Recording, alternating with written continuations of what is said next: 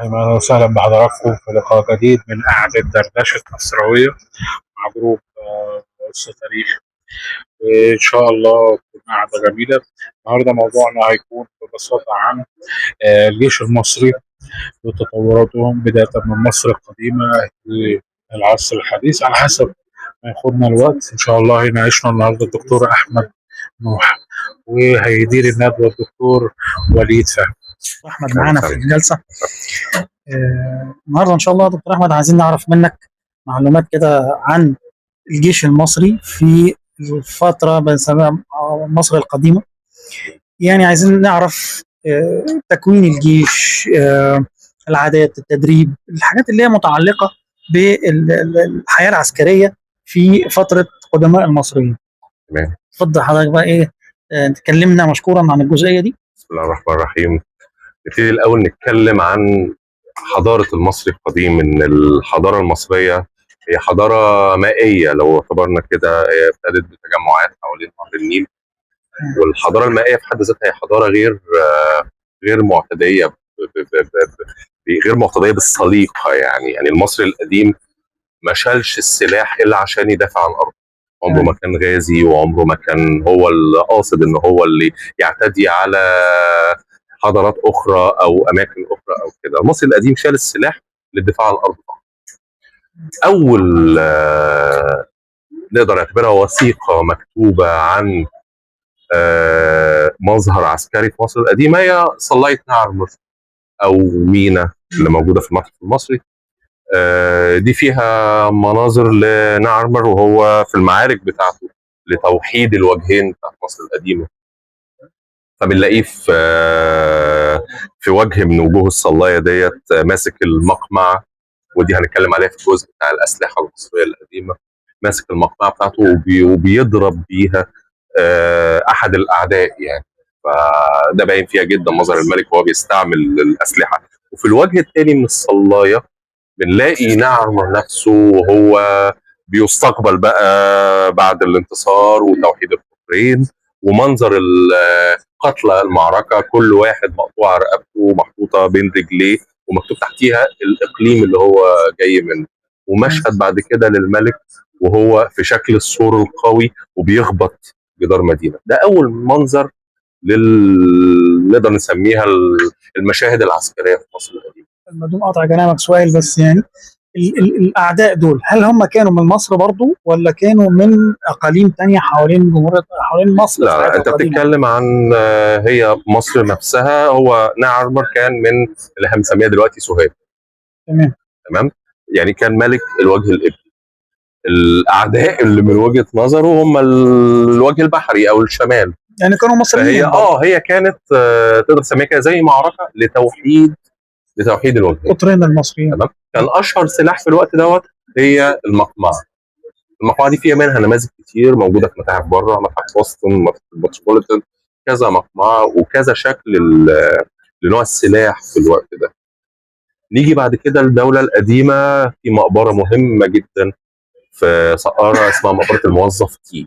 معروف ان الجيش المصري اول جيش نظامي في التاريخ. ده حقيقي. جميل. ما هي مفردات الجيش النظامي في الدولة المصرية القديمة؟ بمعنى نوعيات التسليح، فئات الشعب كانت بتنضم للجيش دوت ولا لا؟ هل بصفة ان كان في ممالك متعددة في بره مصر، هل الجيش كان بيبقى كل مملكة ليها جيش منفصل، او كل إمارة او كل محافظة او كل اقليم ليه جيش منفصل؟ هل حصلت معارك او منافسه ما بينهم وبين بعض؟ نوعيه التسليح بينهم كانت ايه؟ يعني طبعا معروف ان النحاس او البرونز كان هو البرونز كان فكره الجيش النظامي في مصر القديمه مفهومه ايه عند المصريين؟ عظيم جدا، عظيم جدا. لو هنتكلم عن الجيش النظامي في مصر القديمه فهو من اول نشأة الحضاره المصريه نفسها هي عرفت الجيش النظامي. الواضح جدا هنتكلم من بدايه من الدوله القديمه. مقبره الموظف تي، ودي من الاسره الخامسه.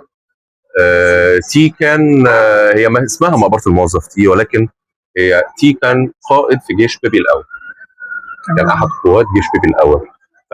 فمن اول ما تخش مقبره الموظف تي دي، وهي نقوشها في منتهى الجمال، هي ومقبره ثانيه اسمها مريروكا في سقاره، لكن تي بالذات يعني ليها عشق خاص عندي. دي في سقاره دي في برضه. سقاره اول ما تخش تلاقيه هو بيتكلم عن نفسه، بيتكلم عن القابه، ان هو كان احد قواد الجيش، وان هو اتعلم الكتابه وهو صغير، وان هو مشي في الكارير دوت، وان هو اشترك في معارك بيبي الاول لصد العامو اللي هم سكان الصحراء.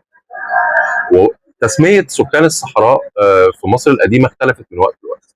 مثلا لو بنتكلم دلوقتي على عصر الدوله القديمه، هم كان اسمهم العامو. من ضمن الحاجات برضو اللي لازم نذكرها ان مصر القديمه اول دوله عرفت المدارس العسكريه، وكان في مدرسه عسكريه موجوده في منف لتعليم ولاد الامراء التقاليد العسكريه. فمعنى كده ان احنا كان عندنا تنظيم للجيش بشكل منظم جدا، كان عندنا مدرسه عسكريه بتخرج، لو اصطلحت التسميه، ضباط للجيش دوت، كانوا بيشتركوا في وقت السلم في المهام المدنيه، في شق القنوات، في بنى بعض المعابد، في السيطره على بعض اللي ممكن اذا اعتبرناها يعني الكوارث اللي بتحصل، حاجه كده زي الحمايه المدنيه دلوقتي، القيام ببعض مهام الشرطه والامن الداخلي. فتنظيمهم هو منظمين جدا من اول. مفهوم الجيش النظامي كان ايه؟ كان في منه طبعا طبقه العسكريين اللي هم الكبار، بدايه من الملك، لان الملك كان بيصنف زي دلوقتي بالظبط هو القائد الاعلى للجيش. الجيش طبعا. كان بيبقى تحتيه زي تقدر تسميها زي القائد التنظيمي للجيش. كان فيها فرق خاصه زي ما احنا بنسميها دلوقتي كوماندوز مثلا، زي الكوماندوز او زي الشرخجيه في العصر محمد علي. كان فيها فرق خاصه للكوماندوز، كان فيها فرق خاصه للقواسه، القواسه اللي هم رماة السهام، وكان بيراعى في اختيارهم حده النظر والقدره على الثبات في اوضاع معينه لفترات طويله. واللي هتستغرب له ان من اول تقريبا الحضاره المصريه القواسه معظمهم كانوا بيبقوا من النوبيين مش المصريين. كان في حاجه اسمها الرماحه اللي هم بيشيلوا الرماح. في مقبره، بس انا مش عايز انط الفتره التاريخيه ديت، في مقبره عظيمه جدا من الدوله الوسطى، مقبره مسح. المقبره ديت فيها نموذجين لفرقتين من الجيش المصري، فرقه من الرماحه هم شايلين الدروع بتاعتهم وشايلين الرماح بتاعتهم، وفرقه من القواسه النوبيين هم شايلين الاقواس بتاعتهم، وفي فرق مشاة. دي فرق مشاة. اللي هتستغرب له ان كان الجيش المصري في فرق زي ما انت بتسميها دلوقتي للخدمات الطبيه والعلاج وكده. كان فيها فرق لو تقدر زي تسميها زي دلوقتي للامداد والتموين، مؤخره الجيوش. دي دايما بيبقى اسمها ايه اللي بتساعد الجيوش على ان هي تقوم بمهامها. فئات الجيش نبتدي الاول من كلمه النفر، تتكون من الشعب المصري. احنا لحد دلوقتي بنتكلم من الشعب المصري. الجيش كله بتكوينه بدرجاته من الشعب المصري كله، مع ملاحظه حاجه بسيطه جدا. في حاجه في الادب المصري القديم اسمها ادب الحكم والمواعظ. ادب الحكم والمواعظ ده ليه نماذج كتير جدا. الثابت في كل اللي موجود في ادب الحكم ان الحكيم، اذا افترضنا مثلا حكيم اني او الحكيم بتاع حتب، بينصح اللي بيوجه له هذه النصيحه ان انت اول حاجه يعني انتبه او انظر، كن كاتبا، تعلم الكتابه. ليه؟ لان الكاتب بيرتقي وبيبقى هو جنب الحاكم وهو الاخره، ولا تكن جنديا. المصري القديم كان بيحترم العسكريين وكل حاجه، ومن ضمن الكبار الدوله كانوا عسكريين، بس شوف بقى الاوصاف اللي كان بيقولها الحكيم اللي هو بيوجه له النصايح دي. انت هتبقى جندي ماشي، بس انت هتشيل المعدات بتاعتك واكلك وشربك وهتطلع عشان تحارب اقوام تانية غيرك. انت هتمشي مسافات طويله، انت هتبعد عن ارضك وهتبعد عن اهلك، انت هترجع هتلاقي ارضك واهلك ممكن يكونوا مش بنفس الحال اللي انت سبتهم عليها، انت هتحترق كما تحترق الشمعة. ده مش تقليلا من العسكريين، ولكن المصري القديم كان بيرجح كفة الكتبة او المتعلمين عند العسكريين. ده معناه ان هو المصري القديم من زمان وعنده في الحضاره بتاعته، وهو بيقدس فكره العلم والتعلم يقدس فكره العلم والتعلم. بالظبط. وده لا ينفي ان العسكريين برضو لا، كانوا ما هي بيتعلموا، لهم دور بس برضه. كانوا بيتعلموا التعليم ما يخدم الحياه العسكريه وليس ما يخدم الحياه المدنيه. تمام. مع ملاحظه ان الجيوش كمان كان بيبقى فيها فرق من الكتبه. أكيد. ليه؟ لان المكتبات المصري القديم والحاجات. لا، وغير المكتبات الرسميه كمان، المصري القديم اول واحد عرف التجنيد الاجباري.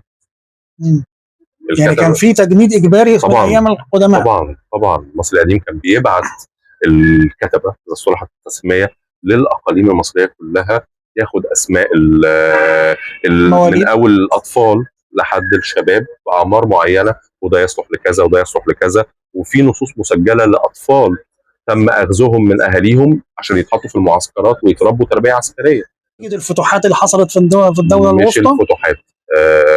قبل الدوله الوسطى حصل حاجه اسمها عصر الاضمحلال الاول او عصر الانهيار الاول. عصر الاضمحلال الاول دوت حصل فيه اللي كان بيتكلم عليه استاذ معتز، ان كل اقليم استقل الحاكم بتاعه بيه.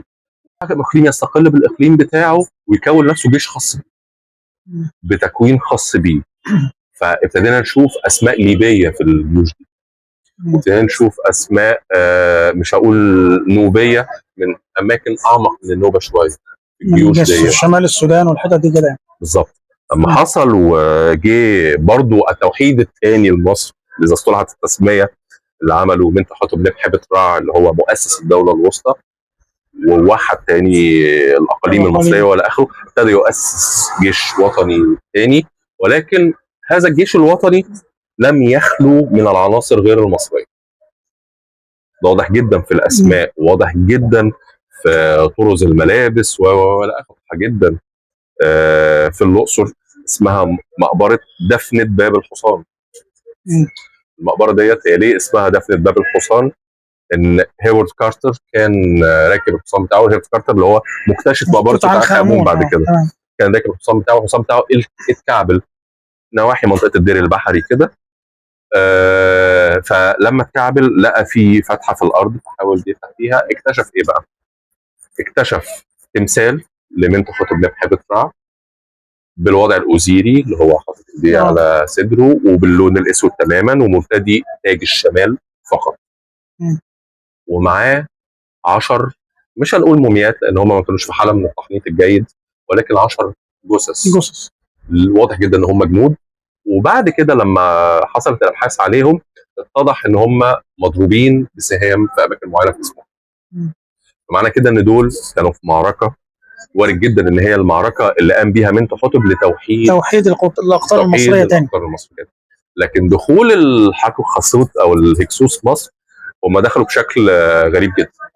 كانوا بيخشوا بشكل مجموعات، ناس بزوجاتها باولادها كل حاجه، أسر يعني. يعدوا. طبعا انت دلوقتي عندك شرطه الحدود ديت دوله مفككه، فغير ما فيش اعتناء باي حاجه، ممكن برشاوي او بطريقه يخشوا يعدوا مش هنقول على الحدود بس، يعدوا الاراضي المصريه، يعدوا منطقه الدشره الصحراء ويخشوا يستقروا في مكان معين ويقعدوا. يجي بعدهم ناس يستقروا جنبهم في مكان معين ويقعدوا. يجي بعدهم ناس من نفس المكان اللي احنا بنسميها ارض كنعان.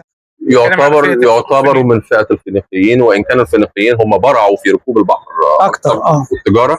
دول كانوا صحراويين بشكل اكثر يعني دقه، يعني اذا قلنا هم شعب صحراوي جدا، وبعض النقوش يعني موضحاهم بشكل واضح. دخلوا استقروا، ابتدوا يكتروا لحد ما حصل بعض خلافات بينهم وبين حكام الاقاليم اللي هم استقلوا عن مصر. فابتدى يحصل ان في معارك. هؤلاء العامو او الحاكم خسود يستدعوا برضو ناس من بني جلدتهم عشان يدافعوا عنهم، او اللي هم مش هنقول مهنتهم العسكريه لان هم شعب غير منظم بالمره. هم يعني تعتبرهم زي القبائل البدويه دلوقتي، ناس عندها خبره في الحرب يعني. ابتدوا يجوا بقى بانواع من الاسلحه غير متعارف عليها في مصر. الفؤوس والسيوف وحاجه اسمها القوس المركب. مصر القديم ما كانش يعرف حاجه اسمها القوس المركب. مصر القديم كان يعرف قوس معمول من نوع معين من الخشب اسمه خشب الجميز، قوس بسيط جدا يعني. ابتدى يظهر حاجه اسمها القوس المركب، وده المدى بتاعه اطول شويه. ابتدت تظهر حاجه اللي اسمها العجلات الحربيه، وان كان في اختلاف بين العجله الحربيه الخاصه بالهكسوس واللي بعد كده عملها ده احمر. ادخل عليها المصري. العجله الحربيه عند الهكسوس كانوا عباره عن عجله الخشب بتاعها من خشب الارز وتخينه جدا، والعجل بتاعها سميك جدا وبيركب فيها ثلاثه. بشوف في الدراما اللي بتتعمل عن مصر القديمه اللي بيطلعوا المصريين القدماء راكبين خيول، راكبين خيول. مصر القديم لم يعرف خيول الركوب خالص طول حياته، لم يعرف الا احصنه الجر، ودي اللي دخلها الهكسوس مصر، احصنه الجر.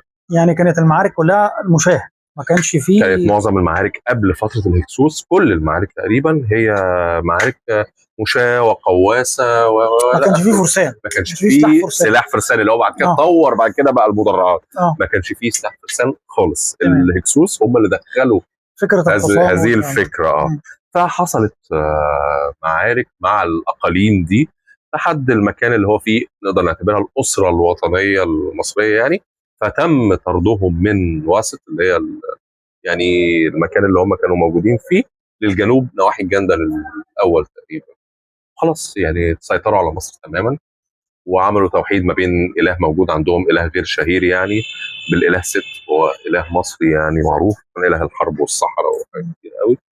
فبقى هو ده الاله الرسمي للدوله، وحكموا مصر فتره لا تقل عن 150 سنه تقريبا. سيطروا تقريبا على مصر يعني فرضوا كلها. سيطرتهم لحد الصعيد كمان، لحد لحد الجنوب. الصعيد طبعا. مم. الجنوب مش زي ما كانوا بيقولوا لنا ان هم لحد كانوا لا قاعدين لا لا لا هم عملوا عاصمه ليهم، حته اسمها اواريس. اواريس دلوقتي نواحي الحجر. النواحي الشرقيه، تعتبر النواحي الشرقيه. حته اسمها جنتير النواحي الشرقيه، او مم. قنطير باللغه العربيه الفصحى، بس اهل الشرقيه يقول لك جنتير. مم. فدي كانت العاصمه بتاعتهم، واتخذوا الاله دوت هو الاله الرسمي للدوله. ولكن المصري القديم زي ما هو على عهده طول عمره يعني قال على نفسه ان هو يفضل في الوضع دوت. فحصل ان كان في حاكم مصري اسمه سكنن را. ده كان او تاعة، تاعة ده الاسم الصح بتاعه، تاعة. كان حاكم المكان اللي هو موجود فيه او الاقليم اللي موجود فيه دوت. فملك الهكسوس بعت له برساله ان افراس النهر، وهي كانت حيوان مقدس في مصر القديمه، بتزعجه وهو قاعد في قصره، يعني اللي هو المسافه ما بين قصره وما بين مسافه كبيره المكان ده جدا يعني. مسافه كبيره جدا. فاعتبرها ان هي يعني اهانه والى اخره. كان في الوقت دوت يعني لو تقدر تعتبرها كده البيرست، يعني ست الدار بتاعت القصر الملكي، اسمها تيتي شيري. تيتي شيري ديت كانت هي والده تاع الاول او سكن الرع. قالت على نفسها ان هي تقود مقاومه مصريه لمقاومه الهكسوس دول. ففعلا تم تكوين جيش كله وطني، وطني تماما من المصريين، وتم الاستفاده بقى من اللي هم شافوه من التقنيه اذا صح التعبير، على التقنيه اللي دخل بيها الهكسوس مصر، اللي هي الخيول والعجلات الحربيه. مع ملاحظه الصنايع المصري، لو قلناها يعني الصنايع المصري ابتدى يبتكر شويه على موضوع العجلات الحربيه دي، ان هو يخلي العجله اخف شويه، ان هي يبقى الخشب بتاعها خشب شبه مجوف عشان تبقى اسرع. ويخلي العجل بتاع العجله دي هم عجلتين بس، مش 4 عجلات زي العجلات بتاعت الهكسوس، تبقى عجله واحده، وعجله متفرغه معمول لها لو صح التعبير يعني زي بالظبط كده الريش بتاعت العجل بتاع دلوقتي.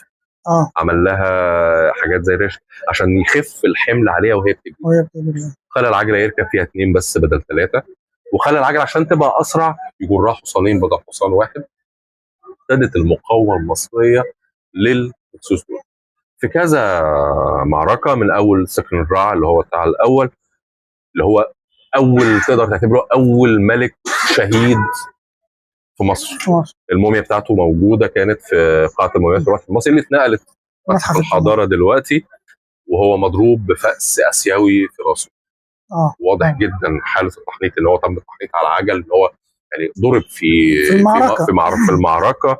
واضح جدا الاصابه اللي هو اتصابها هو الى اخره. اللي هو بتاع تاني اللي هو كاموس ده برضو اشترك في المقاومه، وجي بعدهم بقى اللي الناس كلها عارفاه، مؤسس الاسره 18 احمس او احمس، ده بقى اللي قاد معركه التحرير ضد الحتشبسوت او الهكسوس. هنا نقدر نقول هي بدايه الدوله الحديثه اللي هي بيقال عليها علميا عصر الامبراطوريه، واللي هو قائد الاسطول المصري. الفتره بتاعت احمس دي بدايه المقاومه، يعني مش بدايه المقاومه، بدايه الجيش المصري او رجوعه لشيء من التنظيم شويه. نبتدي بعد كده نتكلم بقى عن الدوله الحديثه، نتكلم عن حد انا كنفسي من عشاقه، تحتمس الثالث. طبعا طبعا. حصل في فتره رمسيس الثاني. لا استخدام المرتزقه من اول عصر الراجل اللي انا هتكلم عليه دوت اللي اسمه تحتمس الثالث. تحتمس الثالث استعان بمرتزقه في الجيش بتاعه، وموجود اساميهم، وموجود هم كانوا زي رتبهم ايه في الجيش المصري.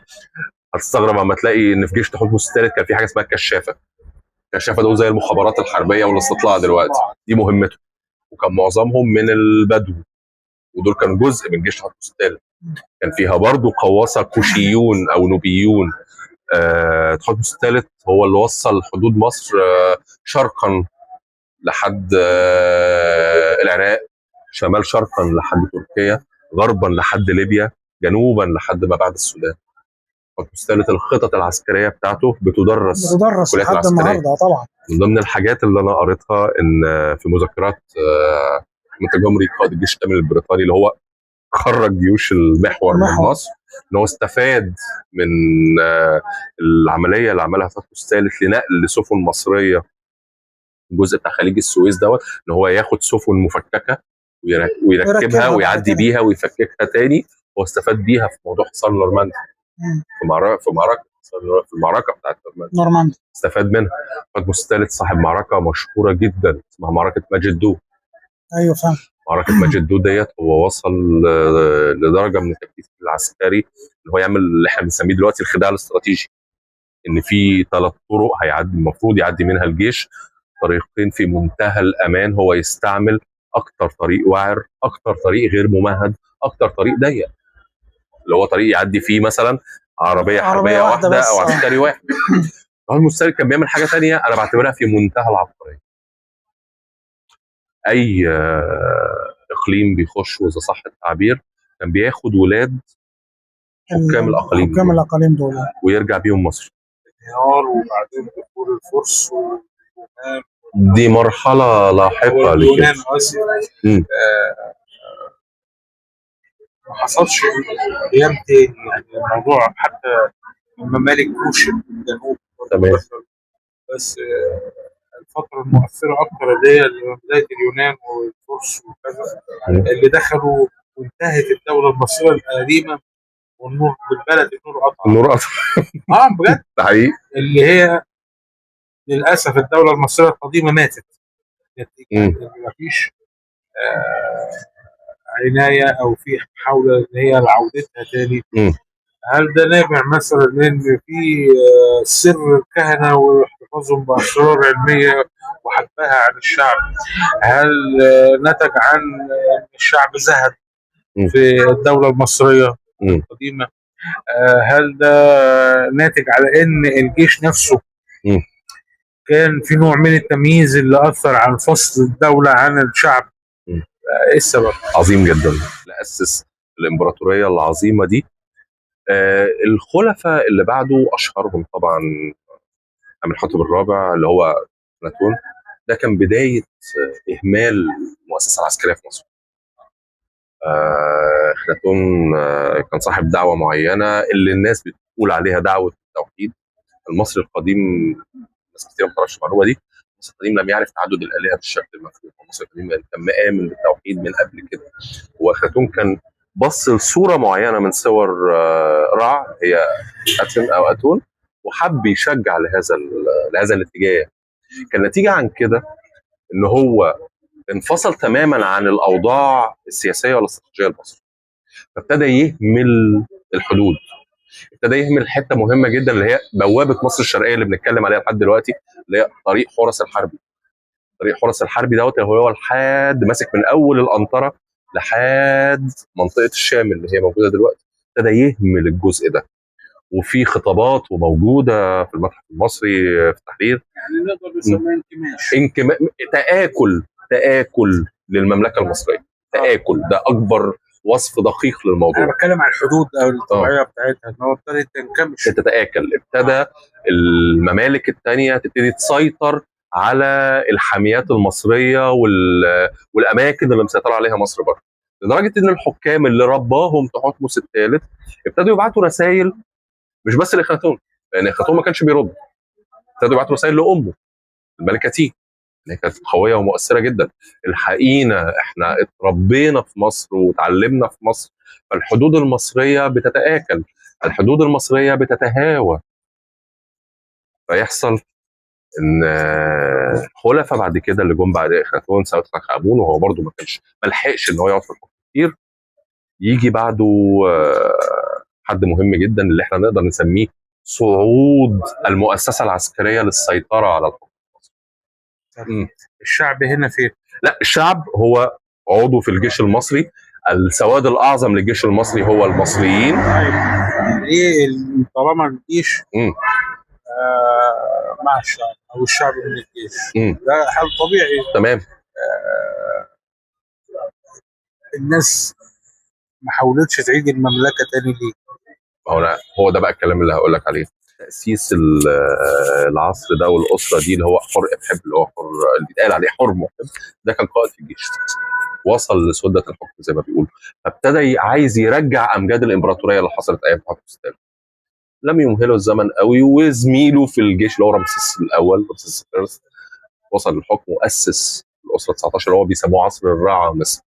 عصر الرعامسه ده بقى حدث ولا حرج عن المؤسسه العسكريه، هو اصلا رمسيس الاول من الجيش، فابتدى يؤسس جيش قوي تاني، مع ملاحظه ان هو كان في جزء كبير من المرتزقه، في جزء من الشعب المصري وجزء كبير من المرتزقه. بعده سيتي الاول برضه يدخل تدعيمات للجيش، يجي بعده رمسيس الثاني اللي ممكن يكون ناس كتير بتنتقدني على ارائي فيه، وكنت سجلت فيديو قبل كده وانتقدته شويه فناس هجمتني، بس رمسيس الثاني برضه نقدر نسميهم من الملوك العسكريين رجعنا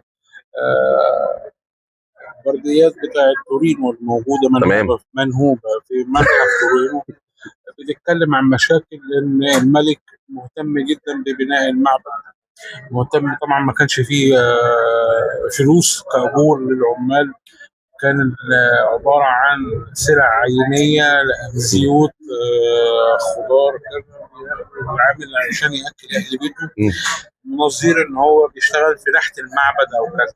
وقامت ثورات، حتى في احد الخطابات اللي قام بيها العمال ابلغوا الوزير انه يقول للملك ان احنا خلاص مش لاقيين لا في زيت في البيت ولا في خضار، وعيالنا بتموت من الجوع. دي بتوصلها ان هي اول حركه تمرد في التاريخ او اول ثوره شعبيه في التاريخ. جميل.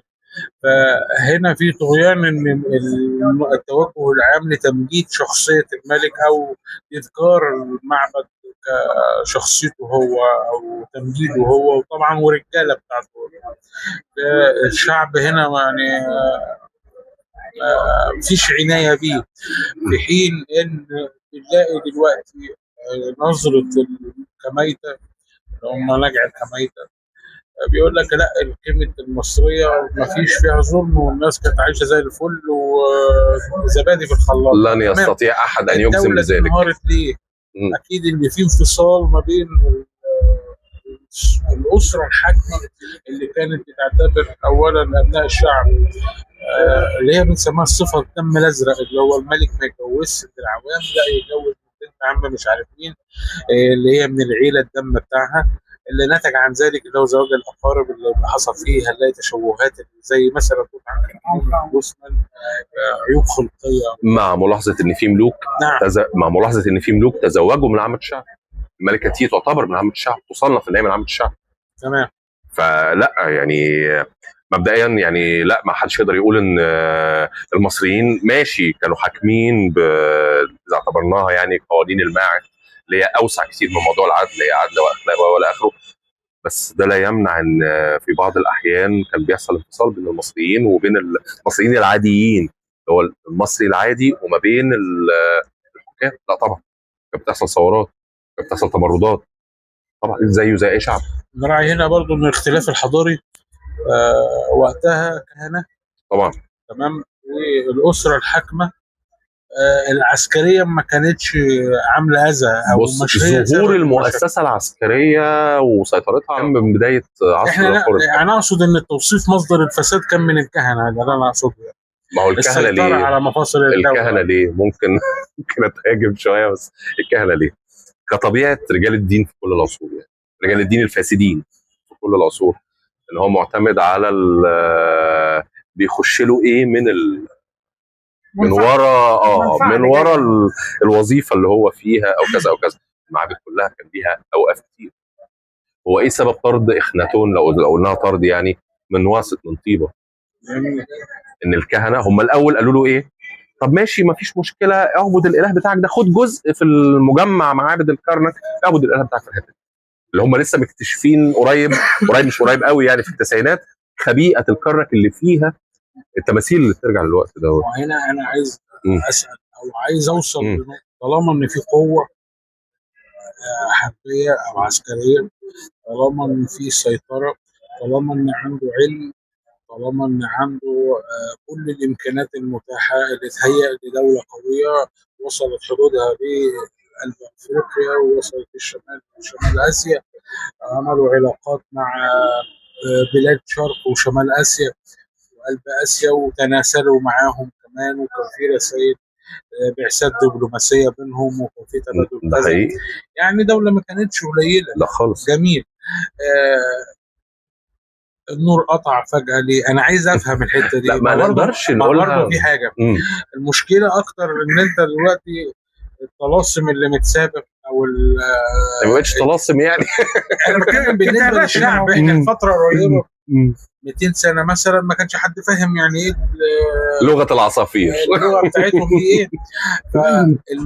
ده كده واضح إن في أولا الكهنة عزلوا الشعب وعملوا فكره السر، حتى انتوا عارفين ان في لغه بتاعت العوام تختلف عن ده خط مش لغه، خط الحاكم. ده فصل، انا بعتبره فصل عنصري. التعامل مع الناس ما كانش بالرفاهيه، وحضرتك اكدت كلامي. طيب احنا دلوقتي القوه والعظمه دي كلها اختفت فجاه، او هنقول ان هي اختفت بالتدريج وليس فجأة، او الانهيار او التآكل زي ما حضرتك قلت. بس برضه يعني الصين انهارت دول كتير قوي، لكن اللغه لسه قائمه. الهند في حضارات كتير انهارت وبرضه في تراث قائم. بلاد اسيا حضارات كتير متعاقبه من قبل البلاد، وبرضه تراث ما زال موجود. يعني سامحني في التعبير، احنا بنقول اللي بيخش علينا نهضمه ويطلع هو اللي مصري. احنا ما عندناش لبس مصري، ما عندناش تراث مصري، ما عندناش لغة مصرية، ما عندناش أهلية مصرية، ما عندناش حتى مواطنة مصرية. من غير زعل وبشكل مباشر انت بتتباهى ان دي دولة عظيمة. الصين كان عندهم برضه دولة عظيمة، الهند كان عندهم كذا. الهند لبسهم قارب قوي لللبس اللي كانوا بيلبسوه من 2000 سنة. الصين نفس الحكاية، لغتهم بلبسهم بأزيائهم. اليابان، كوريا، روسيا، الهنود الحمر. هنلاقي تذكار ناس عايشة بنفس النمط اللي كانت عايشة عليه حضارتهم القديمة. احنا معلش مش هقول لك دولة مصر القديمة، لا ده الرومان اختفت، البطالمه اختفوا، اليونان اختفوا، اللي بالمناسبه اللي كانوا عباره عن امارات مستقله داخل مجتمع مصر عريض، وكانوا بيعاملوا المصريين من الدرجه العاشره مش الثانيه بس. بعد كده العصر الاسلامي بايجابياته وسلبياته برضه اختفى. عندنا فتره محمد علي الدوله كانت كده، خلاها قلبها لوجه تاني خالص، ازياء وشكل ومنظر وتراث. حتى ما عندناش رقص شعبي.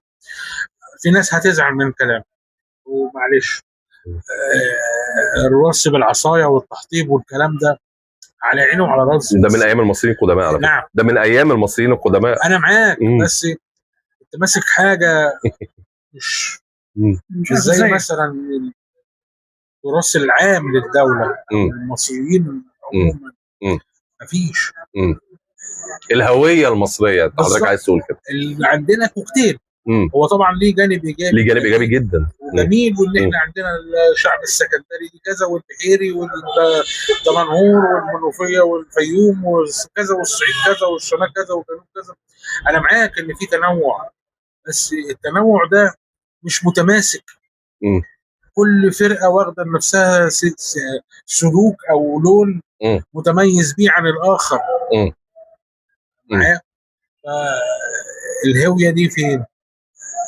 ماشي، هنقدر يعني حته قطع النور دي مش بختلف مع حضرتك، بس يعني هي ما تتقالش بالمصطلح دوت، تتقال بمصطلح ان الموضوع حصل بالتدريج شويه. يعني الموضوع كان ليه جزء كده من التدريج شويه، ان ابتدت اسرات معينه، بتتكلم بدايه من الاسره 22 23 ابتدت تحكم مصر اسرات جايه من السودان، ابتدت تحكم مصر اسرات جايه من ليبيا او لوبيا زي ما كانوا بيسموها. فابتدى يحصل انفصال ما بين البيت الحاكم وما بين المصريين. انت بيحكمك غير مصر، وكل اللي بيجي بمعتقداته وعاداته واخره، مع ملاحظه ان هو بياخد الشكل المصري يعني زي ما يكون بيوفقه عشان يخدم، يتكيف معاه عشان يخدم وجوده في مصر، عشان الصراحه ده اللي كنت عايز افهمه. احنا خلاصه شعب مش اصيل كما نبدا من الاخر بقى، من غير زعل. ليه؟ احنا سهل التكيف جدا، وبنتغير ونتحور ونتدور كل انواع الانماط اللي ممكن تتخيلها ان احنا بنغيرنا بيها، ونتطور بسرعه جدا. ده اللي انا عايز اوصله، ان تاثير الدوله القديمه المصريه القديمه بعظمتها وجمالها اللي هي فيه ده كله، بالنسبه لي دوله ماتت، دوله ميته. معلش، دوله ميته. احنا عظمه وزي الفل ودوله قويه وكذا، الجيش بتاعها كان فيه، والدوله عملت علم كذا ومباني حلوه، اللي اغلبها بالمناسبه 80 90% منها مقابر، لان هم بيهتموا بالاخره مش بالدنيا، بدليل ان هم لموا الذهب وحطوه مع الملك.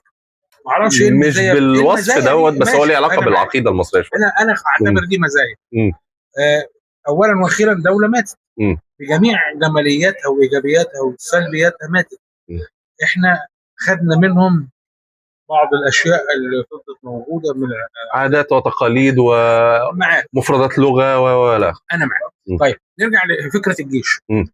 الوقت الجيش مثلا في فتره الرومان او اليونان، عشان نكون البطالمه بالوصف ده. البطالمه مرحله ثانيه، احنا عايزين نخلينا في اليونان، اللي هم اكتر دوله امتصت الحضاره المصريه القديمه وافرزت لنا فكر، طوروا من نفسهم، خلقوا حاجه اسمها ديمقراطيه، حاجه اسمها سياسه، حاجه اسمها مجلس شيوخ، حاجه بقى اسمها مجلس قومي يبقى الشعب ليه الصوت فيه. برغم ان كل المزايا الحضاريه اللي هم عملوها دي، تعاملوا مع المصريين ان هم مواطن عاشر، حاجه بمنتهى السفاله. اسكندريه الذين الناس بسمع الناس ما شاء الله، اسكندريه ماريه جميله وكل حاجه، المصري كان محرم عليه دخولها. ده حقيقي. كان ممنوع ان هو يبات فيها. ده حقيقي. حتى لو دخلها بيخش بتصريح. كل الحاجات دي جوانب برضو الناس اللي بتمدح في فتره اليونان.